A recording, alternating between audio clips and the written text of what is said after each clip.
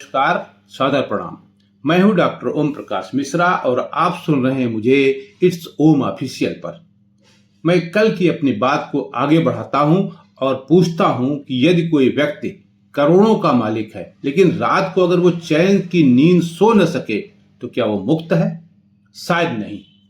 इसी तरह यदि किसी के पास सत्ता हो लेकिन मन में भय हो तो क्या वो मुक्त है? शायद नहीं। यदि किसी के पास सब कुछ है लेकिन संतोष नहीं है तो क्या वो मुक्त है? शायद नहीं। तो फिर वही बात कि यदि मोक्ष न मिला तो क्या बिगड़ेगा? यदि शास्त्रों की दृष्टि से देखें तो कर्मों का चक्र चलता रहता है। यदि वैज्ञानिक दृष्टि से देखें तो मृत्यु के बाद क्या होता है, इसको न तो कोई आज तक बता पाया है, न देख पाया है और न ही कहीं कुछ आफ्टर डेथ का मटेरियल मिल पाया है या कोई मटेरियल उपलब्ध है। सिर्फ कहानियां हैं, कुदंतियां हैं।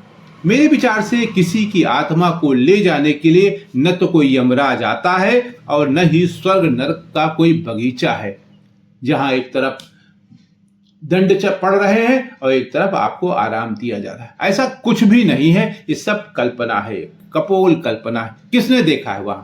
कौन सा ऑफिस खुला है यार? किसी ने देखा है क्या? कोई लौट के आया है बताने के लिए कि वहां क्या था? और न ही वहां कोई हूरे हैं जो आपका मनोरंजन करेंगी। लेकिन इस सब के बावजूद एक सत्य है जिस पर शायद सभी सहमत होंगे। मतलब यदि हम सत्य, सेवा, करुणा, संयम और प्रेम के साथ जीते हैं तो चाहे मृत्यु के बाद जो भी हो हमारा जीवन सार्थक हो जाता है। ये बात सभी धर्मों के लोगों पर लागू होती है।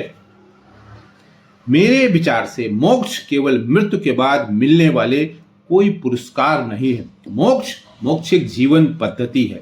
मोक्ष का मतलब जहां मन शांत हो, जहां द्वेष समाप्त हो, जहां भय समाप्त हो, जहां अहंकार समाप्त हो, जहां मनुष्य दूसरे के सुख में अपना सुख देखने लगे। यदि ऐसा हो गया तो यही मोक्ष है, यही स्वर्ग है, यही जन्नत है।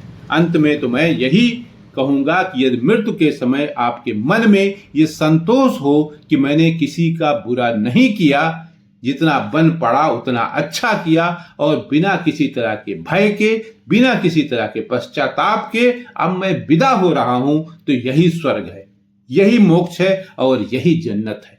क्योंकि मृत्यु के बाद न हमारे पास कोई आता है, न हमको कोई ले जाता है, न हमसे कोई हिसाब किताब करता है और न ही हमें स्वर्ग नरक जाना पड़ता है, कहीं कुछ भी नहीं। और न ही हमारे लिए वहां कोई बेड लगा है जहां हम जाके आराम करें, क्योंकि वहां कुछ है ही नहीं, उसका कोई अस्तित्व ही नहीं है। अगली बार बताऊंगा कि मृत्यु के बाद हमारा क्या होता है, हम कहां जाते हैं, हम कहीं जाते भी हैं या केवल ये एक कपोल कल्पना है। तब तक आप इट्स ओम ऑफिशियल को सब्सक्राइब कर लें। नमस्कार, सादर प्रणाम।